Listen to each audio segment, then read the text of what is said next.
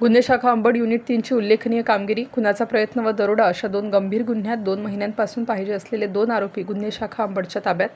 फिर्यादी सौ माया हेमंत सोनार वय 45 वर्ष या 22/3/2026 रोजी त्यांच्या घरी असताना फिर्यादी यांचा मुलगा सागर सोनार याच्याशी पूर्वी झालेल्या भांडणाचा राग मनात धरून आरोपी मोबिन कादरी, शुभम खरात व त्याचे साथीदार यांनी सागर सोनार यास शिवीगाळ करून हातात कोयता घेऊन फिर्यादी यांच्यावर कोयत्याने वार करून जीवे ठार मारण्याचा प्रयत्न केला.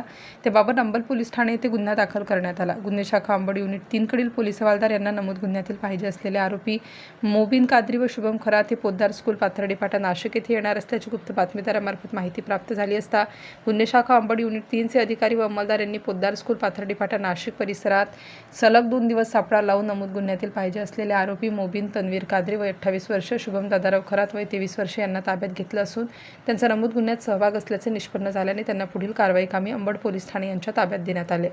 सदरची कामगिरी गुन्हे शाखा अंबड युनिट 3चे वरिष्ठ पोलीस निरीक्षक जगवेंद्र सिंग राजपूत, पोलीस उपनिरीक्षक मोतीलाल पाटील, पोलीस हवालदार प्रकाश बोडके, परमेश्वर दराडे, योगेश चव्हाण, भूषण सोनवणे, चारुदत्त निकम व पोलीस अंमलदार भगवान जाधव नेमणूक गुन्हे शाखा अंबड यांनी केली आहे. स्टार न्यूजसाठी मोहसिन पठाण, नाशिक.